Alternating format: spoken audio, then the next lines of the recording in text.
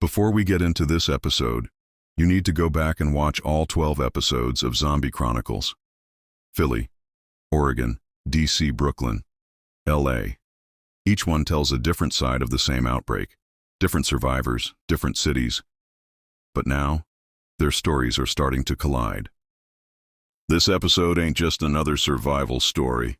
This is where the roads cross. If you don't know who Chris is, or what Rich been through, you gonna be lost. So pause this, John, run it back to episode 1, then come back here when you're ready. Vegas about to get ugly. Zombie Chronicles, The Vegas Crossroads, Chapter 1, Desert Heat and Blood Trails. The Nevada sun beat down on the cracked asphalt of I-15 like a cruel joke. Everything shimmered under the haze of late morning heat. There was no breeze. Just the long, lonely howl of emptiness, broken only by the rhythmic panting of a pit bull and the crunch of boots over scattered glass. Rich adjusted the strap of his rifle and looked down at Tank, his dog, who trotted loyally beside him. They hadn't seen another living soul in 2 days, not since leaving the ruins of what used to be Barstow. The former Bloods member had a bandana tied around his wrist, more out of habit than affiliation.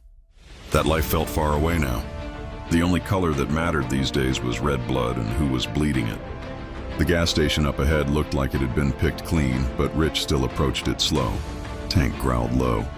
"Chill, boy," Rich muttered, hand reaching for his sidearm. The silence snapped. A zombie stumbled out from behind the pumps, its face half ripped off, lower jaw dangling by threads of muscle. Rich didn't hesitate. One bullet, dead center. The body dropped. Tank barked twice, then ran ahead. "Tank!" Rich chased after him, through the busted doors of the convenience store. Inside, a second zombie lunged from behind a rack of melted candy. Rich fired again, the back of the creature's head exploding against the slushy machine. Tank stood by the register, barking furiously. Another body lay there, this one breathing. A man, thin, pale, his organ duct's hoodie soaked in sweat and dirt. His eyes fluttered open just enough to whisper one word. "Water." Rich hesitated, gun still drawn. But Tank didn't bark anymore. He just stood beside the guy, sniffing. "Who the hell are you?" Rich asked, stepping closer. "Nick," the man croaked. I came from the north, looking for help." Rich glanced around, no backpack, no weapon. Just a half-empty bottle of Gatorade clutched in one shaking hand. He looked like he hadn't slept in days. Hadn't eaten in longer. "Vegas ain't no help, homie," Rich muttered. "But you're lucky we got room for one more." He tossed a water bottle toward Nick and slung his rifle back across his shoulder. The pit bull wagged his tail, sniffing at Nick's face like they were already teammates. Rich knew better than to trust strangers. But the look in Nick's eyes? That look said he'd been through hell too. And Rich had always believed in one unspoken rule of the apocalypse. Real survivors recognize each other. They moved fast after that. Rich led the way down the highway shoulder, weaving between flipped-over cars, melted tires, and the remains of desert ambushes. "So what's up north?" Rich asked, not looking back. "Nothing," Nick answered, struggling to keep pace. "Just snow-empty towns and a whole lot of death." "So why come here?" "I heard rumors," Nick said, voice dry. "Vegas was holding out and said people were building safe zones." Rich laughed bitterly. "You've been listening to old radio loops. Vegas is smoking ash now." Nick didn't answer. By midday, they reached an abandoned way station. Rich kicked the door open and scanned the small building. Clear. He tossed Nick a protein bar from his stash and sat down by the window, Tank curled up at his feet. "You got anybody left?" Rich asked. Nick shook his head. "Had a girl, family, friends all gone." Rich nodded. "Same." They sat in silence for a while, the desert wind rattling broken blinds. Then, in the distance, movement, a cloud of dust. Figures and shambling, at least a dozen zombies. Nick jumped to his feet. Rich grabbed his rifle. Tank snarled.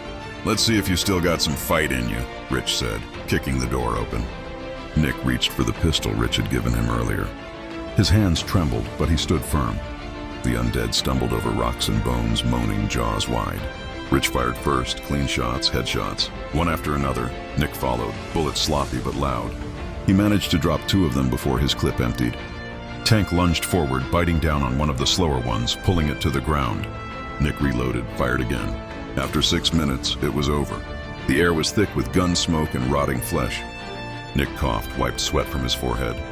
That how it usually goes? Rich cracked his neck. That was light. Nick sat down hard on the ground. Better get used to it, Rich said, helping him up.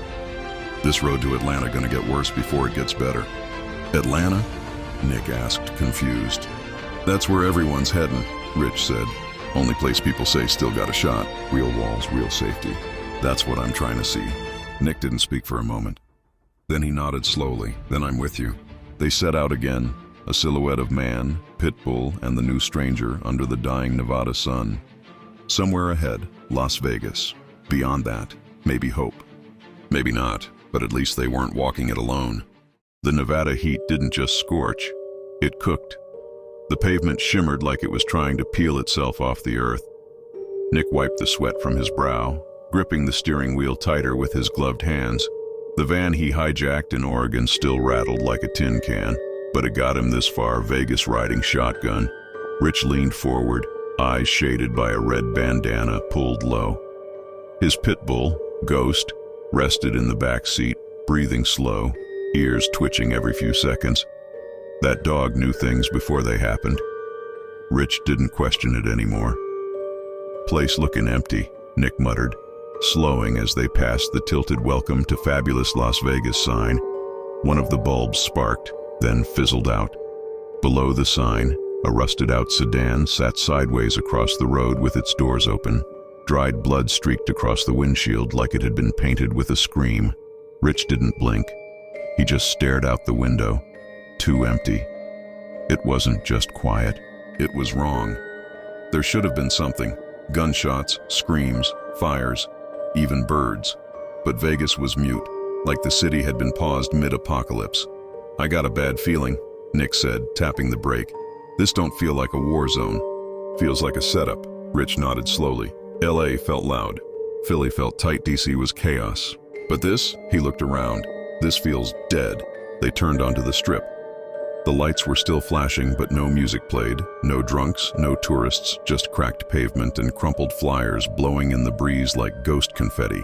A Mirage billboard flickered violently, then glitched out, blinking, "Win big, die big," before going black. Nick stopped the van. "Yo," he said, pointing to a rooftop movement. Barely a flicker, like someone ducked out of view. Not a zombie.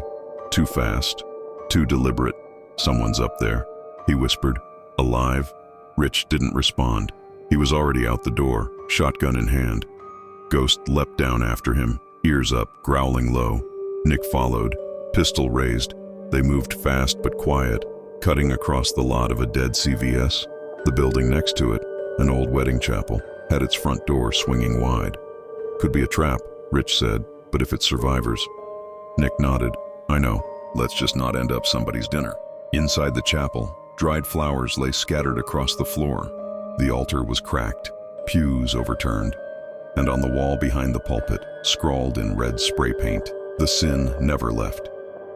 They didn't speak, didn't need to. The silence said it all. They moved toward the back hallway, slow, checking corners. Rich pushed a door open with the end of his shotgun. Inside, a storage room, cans of food, empty water jugs, and a lantern, still warm. Someone had been there minutes ago. "Nick," Rich said, backing up. "Get ready." A loud crash echoed from the alley behind the building. Then, screaming, not a human scream, something higher, wet, animalistic. They turned and sprinted toward the back exit. Ghost barked once, then growled. Full volume now. Rich kicked open the door, and they saw it across the alley. Not a zombie, not a person, but something in between. It had a human body. Kind of. But its skin was translucent, like melted plastic stretched over muscle. Its eyes were glossy white, its mouth twisted and shaking, foaming with black bile. It twitched when it moved, like it was buffering reality before charging. "What the hell is that?" Nick shouted. Before he could finish, it launched. Rich fired first. The shotgun blast tore through its shoulder. Didn't stop it. Nick fired 3 times, hitting the chest. The thing staggered, then screamed like a modem from hell. Ghost lunged, biting into its leg and yanking it down. Rich reloaded. Nick didn't wait. He ran up and stomped its head until the wet crunch told him it was over. Silence again. Both men stood there, breathing hard. Ghost sat down, blood dripping from his jaw. That wasn't no regular infected, Rich said, wiping his face. Nick looked down at the corpse. It was already dissolving, breaking down into a gooey mess. Vegas got something new, he said. Something worse. Rich looked up at the sky. The sun was setting, but something was glowing on the horizon. Not orange, not red-green. What the hell is that? Nick asked. Rich didn't answer. He just stared at it, eyes hard. Whatever it is, he said, we ain't the only ones chasing Vegas.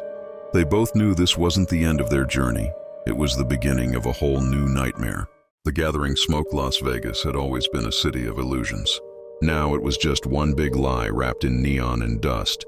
Nick wiped the blood off his boot against the edge of a curb. The thing they just killed, or tried to, wasn't decomposing like a zombie.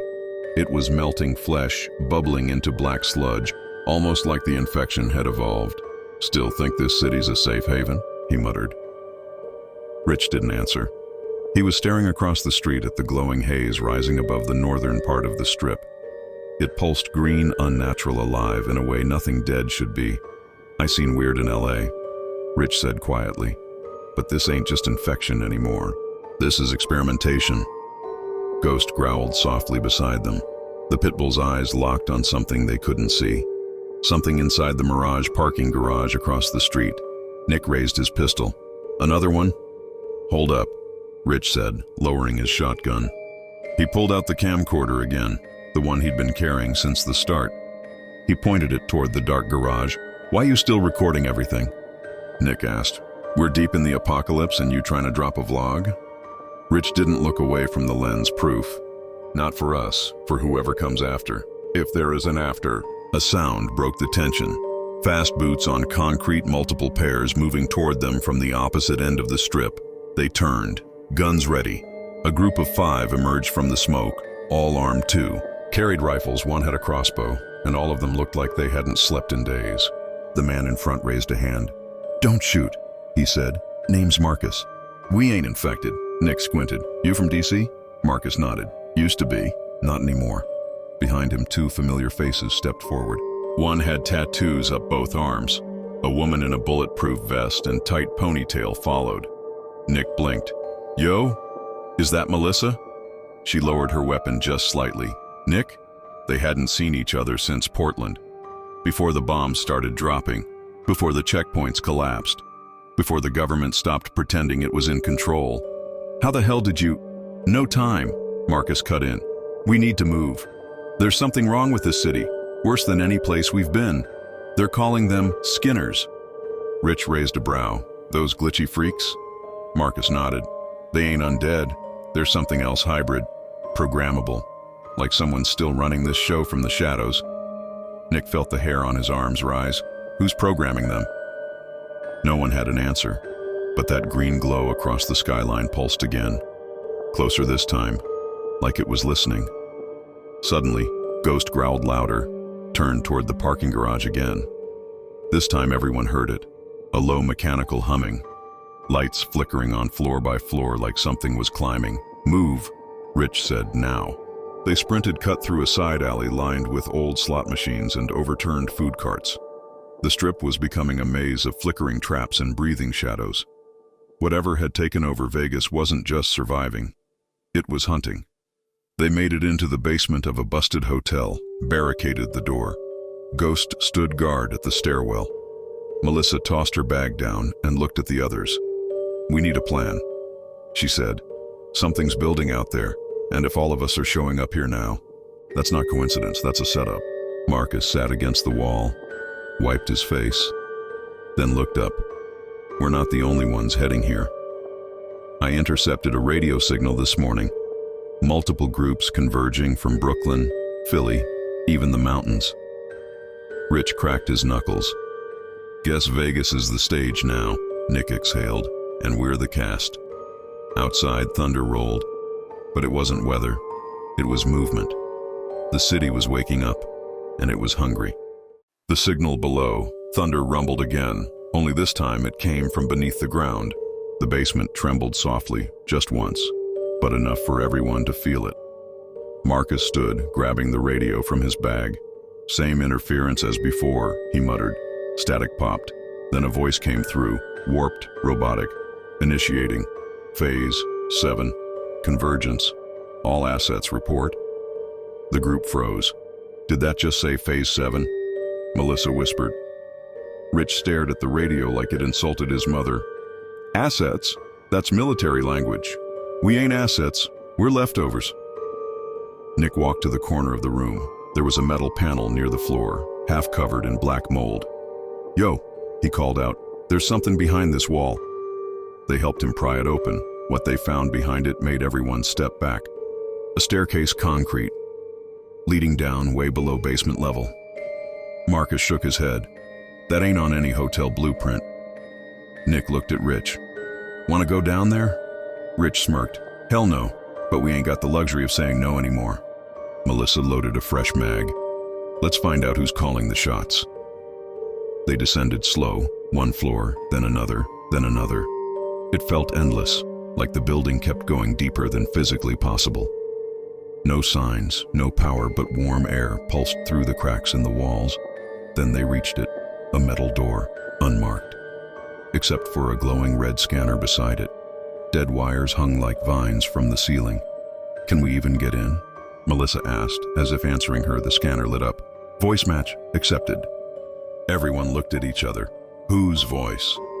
Marcus started, but the door slid open before he finished.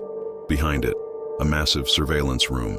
Screens lined every wall. Dozens of camera feeds, not just Vegas, but footage from Philly, LA, Oregon, Brooklyn, even DC. Each feed showed survivors, their own pasts, moments that shouldn't be recorded.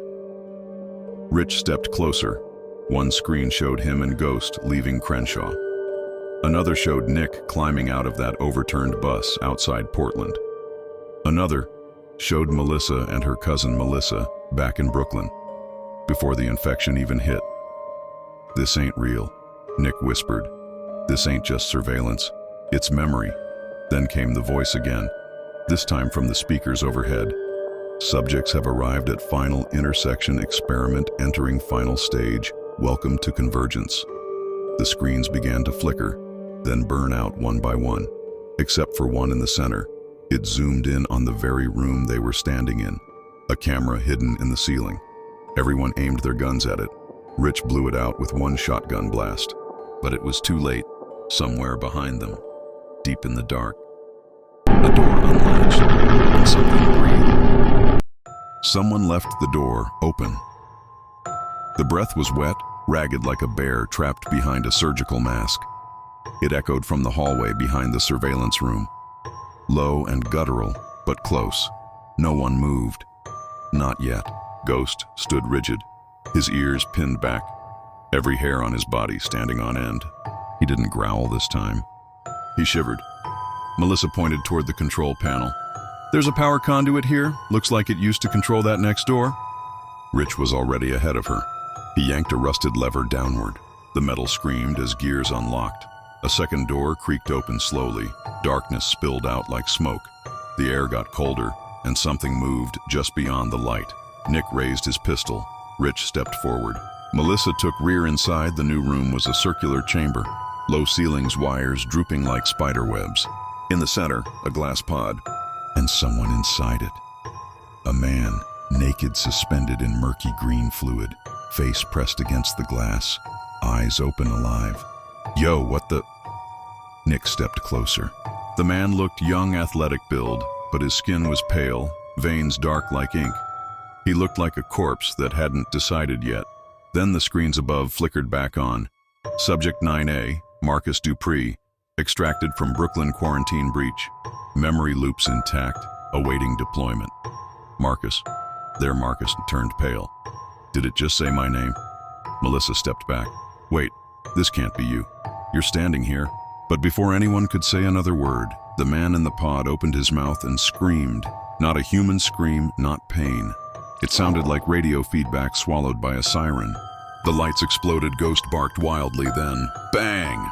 The pod cracked once, twice, then shattered. The fluid burst out, and the figure inside hit the floor, hard twitching, convulsing. Everyone aimed, but he didn't rise like a zombie. He stood slow-controlled, too controlled. Rich stepped forward. "Yo, you human?" The figure looked up and spoke, "Only as much as you were designed to be." Nick raised his pistol. "Yeah, nah, nope." He fired once. The bullet hit the chest. The man didn't flinch. Marcus fired twice. Headshots, still no reaction.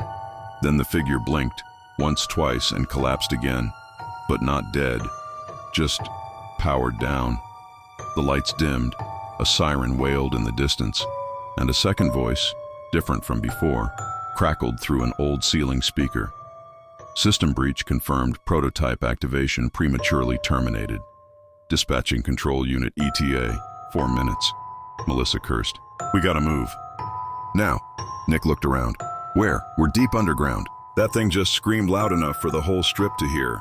Rich kicked open the emergency exit door in the back of the chamber. A metal ladder led upward. Concrete shaft, no end in sight. "Only one way out," he said. Marcus turned back once, looked at the limp prototype. Same face, same body, like looking at your own ghost. Then he climbed. Old friends, new ghosts. The ladder seemed to stretch forever. Concrete walls pressed in on all sides. The only sound was boots scraping metal rungs and ghosts' quiet panting below. After what felt like 50 feet straight up, Rich pushed open the hatch above. It gave way with a loud creak. Dust and stale air greeted them as they emerged into the back room of an old casino. Once glamorous carpet, now soaked with mildew. Broken slot machines lined the walls like caskets. They weren't alone. Nick froze, holding up a hand. He could hear whispering, then footsteps, slow, careful. Melissa pulled her sidearm. "Hostiles?" Marcus shook his head. "No. That sounds like..." Then a flashlight beam hit their faces. "Hold it!" A voice familiar.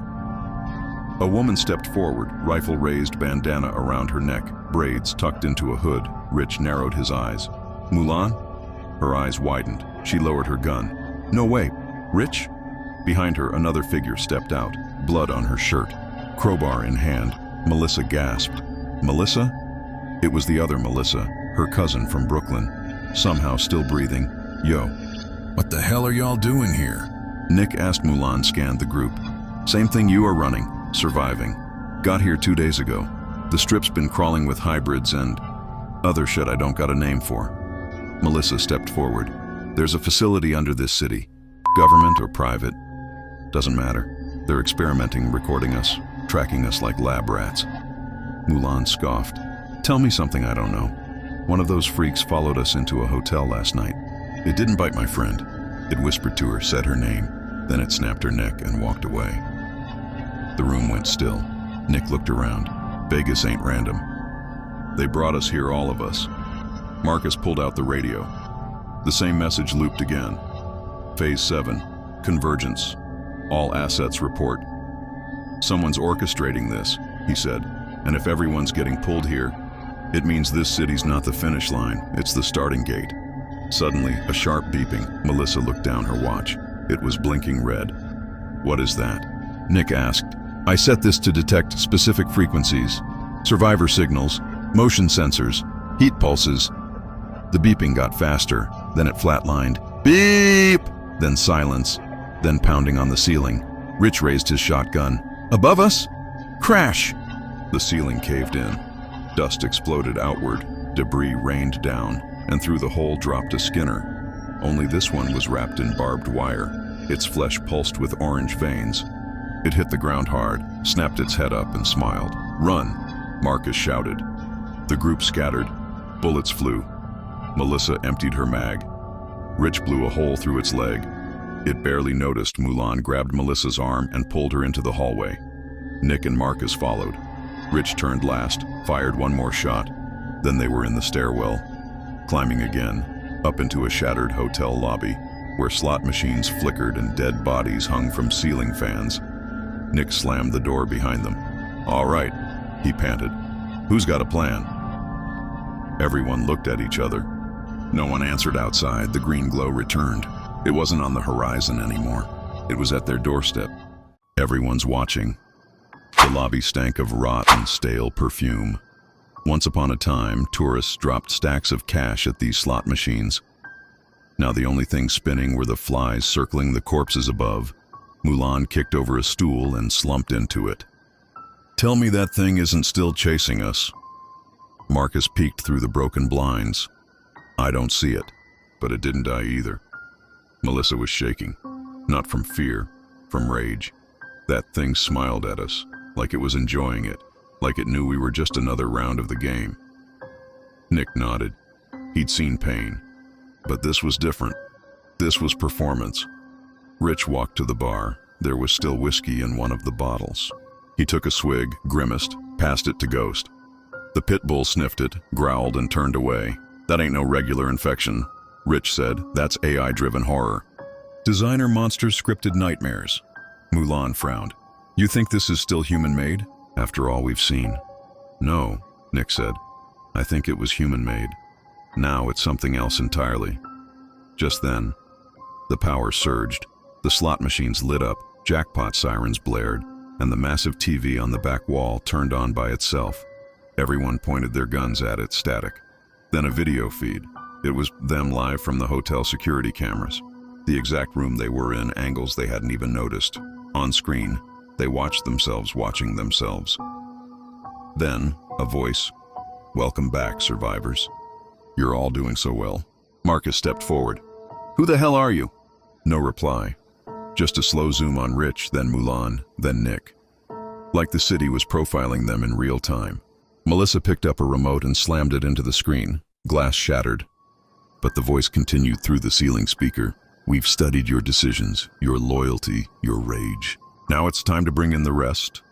Outside, sirens howled, then gunfire. Close automatic. Rich ran to the door, peeked outside, and what he saw froze him. A military truck barreling down the strip behind it. 2 motorcycles, all 3 covered in desert dust and bullet holes, and inside the bed of the truck, survivors. One of them wore a Philadelphia Eagles hoodie. Another waved a flare. Nick's jaw dropped. "That's Khalif from Philly. I thought he..." The truck skidded. Tires screeched. Zombies, real ones, not Skinners, chased from behind. One jumped onto the tailgate. It bit into the leg of the man with the flare, but the woman next to him didn't hesitate. She shot the infected man in the head, then kicked the corpse off the back. It was brutal. Efficient survivor shit. Melissa turned to Rich. "We're not alone anymore." Rich smirked. "Vegas just got interesting." They grabbed their weapons, kicked open the front doors, and ran out to meet the storm. The merge. The strip had never looked like this. Glass rained from the sky. Fires curled out of hotel windows. Skinners leapt from rooftops like demons testing gravity. And the survivors? They were sprinting into it all. Nick ducked behind a limo, firing 2 clean shots. One Skinner's head snapped back, exploded midair. Another twitched toward him. Melissa caught it in the temple with a crowbar. She didn't wait for the drop. She just kept swinging. Across the street, Rich and Ghost fought back-to-back with Mulan, and the 2 cousins from Brooklyn. Rich's shotgun coughed thunder into a crowd. Ghost tore through a crawler's throat, and Mulan, silent, deadly, stabbed with precision that said she'd done this 1,000 times already. Meanwhile, Marcus and Khalif were dragging a wounded man out of the back of the military truck. The guy had a deep bite on his side. Too deep, everyone knew what that meant. No one said it. A flare cracked overhead, then another. From the north, a group approached, weapons drawn. Their leader, James, the former Secret Service agent, still carrying the armless, jawless zombie that used to be the president, chained like a pack mule, eyes blank, body rotting but silent. Tamed Nick stared. The hell? James gave a nod. Didn't come for fashion tips, came to end this. They all met in the center of the intersection, dead Skinners at their feet, fires burning around them.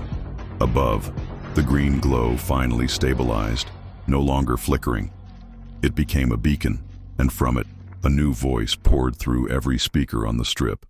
"Congratulations, survivors, Phase 7 is complete. The merge has begun." The ground rumbled. One of the hotels, the Luxor, began to open, literally. Walls peeled back like steel petals, revealing a massive underground elevator rising from the earth inside it. Rows of pods like the one Marcus saw, some broken, some occupied. "Are we about to be invited in?" Melissa asked. "Don't feel like an invitation," Rich muttered. "Feels like a damn trap." James pulled something from his jacket. A detonator, military grade.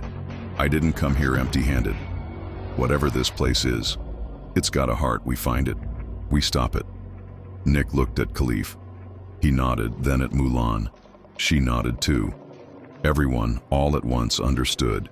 This wasn't just about survival anymore. It was about ending the game one way or another. They started moving toward the Luxor. As the elevator doors opened and the countdown began, 10 survivors, 1 city. No second chances. Vegas wasn't the safe zone. It was the final test.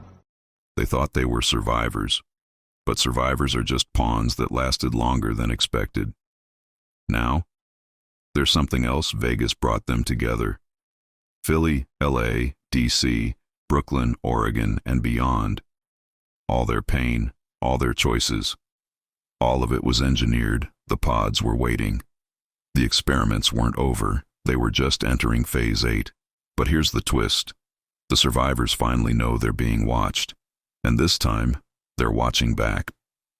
This is Whispers Between Worlds. We upload horror daily.